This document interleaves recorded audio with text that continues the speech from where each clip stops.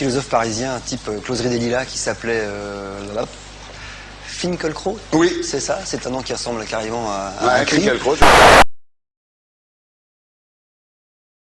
Le troisième jour aujourd'hui à Dijon qu'on réfléchit sur le racisme et surtout sur la conduite antiraciste à tenir. Il y a deux questions qui sont urgentes aujourd'hui. La première, bien entendu, c'est de nous armer contre toute résurgence de xénophobie, voire de racisme théorisé. Mais la deuxième aussi, c'est d'arracher l'antiracisme dominant à la sentimentalité. Le professeur Frédéric Goldingkraut, vous êtes philosophe, écrivain. Nous, journalistes, l'avons constaté. Les milieux juifs étaient majoritairement plutôt plus pour la guerre d'Irak que la moyenne des opinions en Europe. Vous êtes également l'auteur d'un ouvrage intitulé « L'islam ou le sida des consciences ». Il y a donc un problème particulier de l'islamisme. Finki sur Finkielkraut, dont tu as déjà parlé, qui à plusieurs reprises a insulté les Africains, les Noirs en tout cas. C'est d'un extrémisme total. Un musulman ne peut pas être français. Je m'inquiète de voir les jeunes gens qui se considèrent aujourd'hui plutôt musulmans que français. Il faut savoir ce que vous dites. Plutôt comme musulmans que comme français. L'assomption par les musulmans de France. Qui expliquait en gros que les Palestiniens, ils étaient peut-être désespérés, mais qu'ils avaient le désespoir pas très poli puisqu'ils allaient se faire sauter chez les gens. Ouais. Et j'ai trouvé ça totalement indécent. Il était tellement grossier et malvoyant qu'il a réussi à faire pleurer la délicieuse Juliette Binoche. Ouais.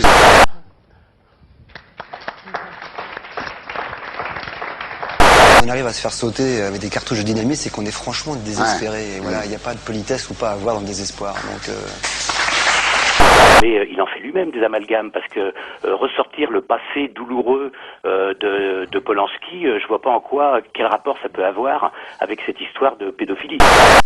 Vous partez d'un propos que je tiens et vous extrapolez sur des choses que je n'ai jamais dites et vous extrapolez dangereusement pour le coup. Cette adolescente, elle avait 13 ans. Cette adolescente, pas une petite fille, n'est pas une fillette, Elle avait 13 ans. avait au moment des faits une vie sexuelle. Vous allez nous en parler. Vous allez nous en parler. Oui, non, je veux dire que M. Finkielkraut prend de grands airs, mais en réalité, il faudrait savoir si d'abord il est habilité à parler du racisme. M. Finkielkraut qui a signé la pétition d'Oriana Fallachi. Il n'y a pas d'habilitation. J'ai rien signé. Il y a une mauvaise foi de beaucoup de juifs d'Europe qu'on constate chaque jour, qui, hors caméra, au café, sont prêts à critiquer un peu Israël. Mais qui, face caméra, se sentent obligés d'être solidaires d'Israël. Mauvaise foi à voir peut-être, mais c'est pas de la mauvaise foi, je pense en l'occurrence que c'est une question d'honneur. Deux versions s'opposent, on n'a pas la possibilité de démentir formellement celle de Roman Polanski. Est-ce qu'il n'y a pas tout de même un milieu juif? Non, il y a pédophilie. Cette adolescente, elle avait 13 ans. C'est de la pédophilie. On parle pas de viol, là, on parle de relation sexuelle avec une fille mineure. Là, on a affaire à vraiment un homme particulièrement médiocre. Le discours abscon et la médiocrité, ça me saoule. Voilà.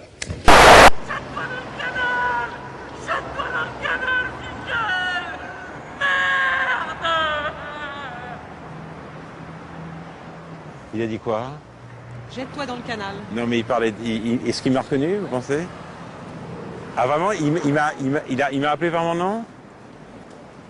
Il vous a insulté. Mais il a dit quoi? Il a dit sioniste, non? Jette-toi dans le canal, Finkiel. Jette-toi dans le canal, Finkiel. Finkiel? Oui. Le peuple me fait peur. Ce monsieur est venu ici pour me régler mon compte. J'en avais un peu la crainte. Alors, on va essayer de répondre calmement. Madame Oriana Fallachi, il faut le savoir, elle a dit que les musulmans se reproduisent comme des rats. J'ai condamné cette phrase. Je l'ai condamné. Allez, Monsieur Finkielkraut, j'ai devant moi un texte. J'ai un texte devant moi, Monsieur Finkielkraut. Eh bien, ce discours... Non, non, laissez-le. Non, non, non, Abdel Rauf Dafri. Tout sauf romantique. Vous n'allez pas m'intimider comme vous le faites avec d'autres. Excusez-moi. Monsieur Boussouma, le sujet n'est pas aujourd'hui... Monsieur Finkielkraut a l'habitude de parler, de donner des ordres. Il s'imagine que je suis encore un indigène et que le temps des colonies n'est pas terminé. Parce que le temps des colonies, il est terminé, monsieur Finkielkraut. Sachez-le. Je rappelle simplement que ce débat fait suite à l'affaire Dieudonné, hein, cet humoriste pygmée qui est exécuté en direct sur France 3. Hein. Sur votre plateau, l'humoriste musulman Jamel Debbouze. Bravo, de mieux en mieux, le service public. À l'heure où le terrorisme, monsieur international, menace nos femmes et nos enfants, vous trouvez judicieux d'offrir la parole à ce moudjahidine du rire? À mon avis, en fait, les ennuis vont commencer avec l'épisode Fogiel. Nous ne sommes plus là dans l'univers de la justice, mais dans quelque chose qui ressemble à du lynchage. Un sketch jugé antisémite, voilà, pour certains, ou au contraire parfaitement réussi pour d'autres, vous allez nous en parler. Alors, oh non, pas la peine de me répondre, je vous vois d'ici l'embrasser, se renifler le cul, on connaît. C'est le show business, tout va bien, pauvre France. Mais qui vous dit qu'il ne cache pas sous son blouson je ne sais quelle bombe artisanale? Imaginez qu'il se fasse sauter en direct, je vous pose la question. Professeur, selon vous, peut-on rire de tout? Doit-on laisser aux humoristes une liberté d'expression totale?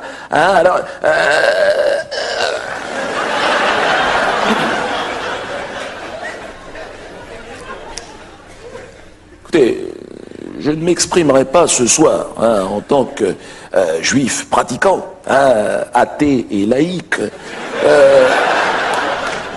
mais en tant que citoyen français.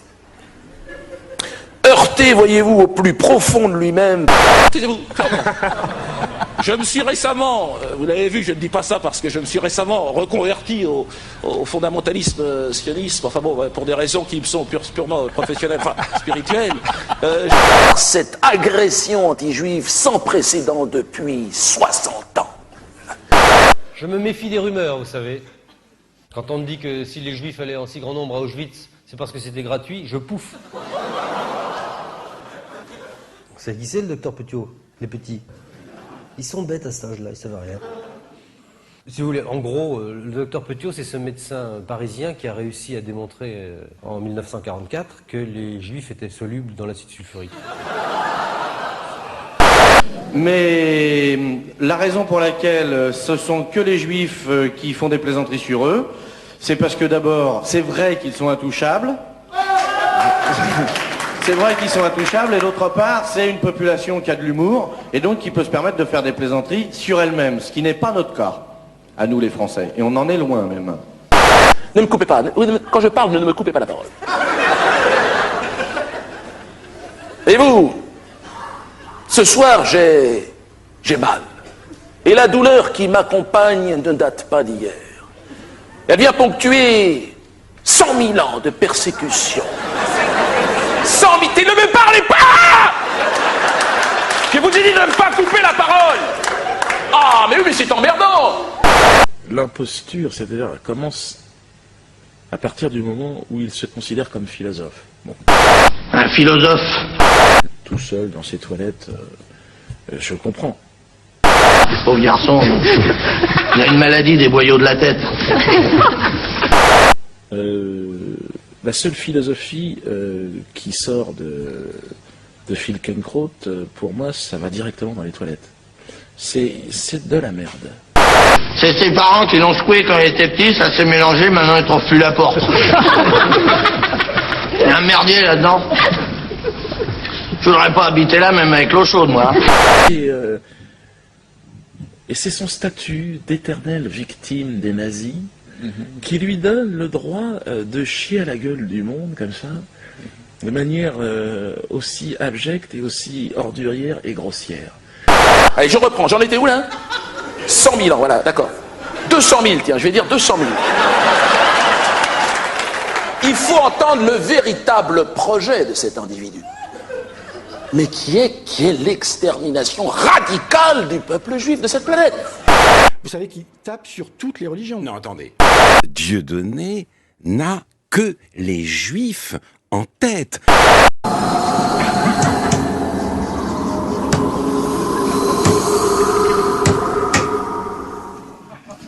Ben allez-y, clouez-moi le mec. Clouez-moi. Si vous voyez que tu vas régler le problème comme ça, cloue-moi. Cloue-moi les pattes, mais ça m'empêchera pas de penser que vous êtes en train de faire les cons, les mecs. Eh ben, si t'aimes pas le québécois, tu te mets à côté du portugais, là-bas, tu arrêtes. Avec les pygmées, tu...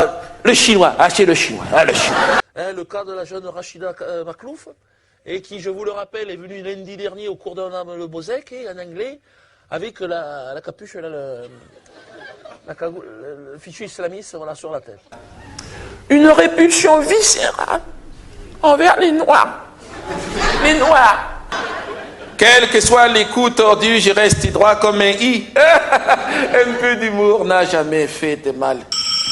Ah, même pas le temps d'aller aux toilettes, c'est pas vrai ça. SOS Espèce en voie de disparition, bonjour. Vous avez vu le spectacle de Dieudonné, vous y êtes allé? Mais j'en ai vu des extraits qui ont été diffusés par Le Point notamment. Oui, bien sûr, on les voit sur Internet. Vous êtes allé à la Main d'Or? Non, mais... Vous n'avez pas vu les spectacles. Et justement, on s'aperçoit que quand on mélange, ce que d'ailleurs fait Dieudonné dans ses spectacles que vous n'avez pas vus, mais quand il mélange toutes les religions, on s'aperçoit que les choses sont... Pardon, de religion dans les spectacles. Pardon, monsieur Plantu, parce que là, on commence à tourner en rond un petit peu dans ce débat. Vous les avez pas vus alors? Non, enfin, je ne sais pas, parce qu'effectivement, je ne suis pas allé voir son spectacle, mais il y a des extraits du spectacle, pardon. Critiquez-le. Mais bien sûr, blablabla propose pour moi de réouvrir les chambres à gaz.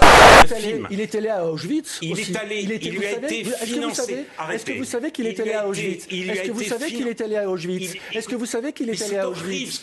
C'est horrible ce que vous dites. Vous le savez ou pas? Il lui a été financé un film. Et je m'en fous qu'il soit allé à Auschwitz. Je m'en fous. Effectivement, nous sommes sur un sujet où la passion est omniprésente. Là, il y a marqué Voltaire sur ma main. Ah bah oui, d'accord. Voltaire. Laissez parler les autres. Il se moque aussi des religions. Confusion mentale. On se calme. Avéré très dur contre la liberté d'expression de Ciné. Vous étiez de ceux qui ont soutenu le fait qu'on puisse limiter la liberté d'expression. Or, monsieur Finkielkraut, ce qui me gêne avec vous, ce sont, pour le coup, parce que vous avez utilisé ce terme, et même dans votre article, l'indignation sélective. Vous êtes indigné de voir qu'on puisse mettre un cocktail Molotov, et je le suis comme vous. Mais, monsieur, je suis indigné contre toutes les menaces à la liberté d'expression. Et quand elles touchent à des personnes qui puissent critiquer Israël, ou qui puissent être dans l'humour critique par rapport à la tradition juive, le premier qui est au front est monsieur Finkielkraut en France. Et donc, excusez-moi du peu, à partir d'un certain moment, votre indignation perd tout crédit par sa sélectivité. Et ça ne fait pas l'unanimité au sein de ma communauté, je ne vous le cache pas. C'est voltairien ce que nous faisons. Le rapport, c'est que c'est Voltaire qui dit que quand il y a des gens, on n'est pas d'accord avec eux, on les laisse dire. Vous l'avez déjà dit. On peut ne pas... Oui, mais vous n'avez pas l'air de comprendre. Et peut les rassembler. Comme par exemple, ce dessinateur qui s'appelle Avicat, qui rassemble le drapeau et vous pouvez regarder ce que je montre quand même, le dessin qui montre les colombes. Et cette colombe, elle est reliée par deux bras, qui sont le bras palestinien et le bras israélien. C'est l'avenir. C'est l'avenir. Il est toujours borderline.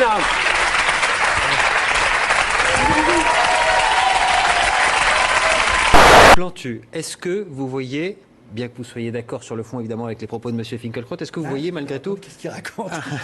Vous ne comprenez pas tout ce qu'il a dit. Non, il n'est pas d'accord. C'est qu'il n'est pas d'accord. Il est drôle.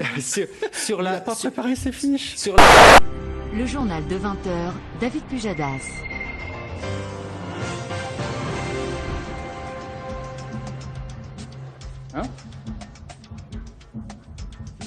J'aimerais que vous entendiez ce que je vous dis. La question qui était soulevée parce que disait... Quand on éblouit les gens deviennent aveugles. Et je pense que le temps est à se calmer et ne pas éblouir les gens. Il faut pouvoir dialoguer, échanger, essayer de comprendre pourquoi les autres ne sont pas d'accord. Et à ce moment-là, on peut concilier, on peut essayer de construire.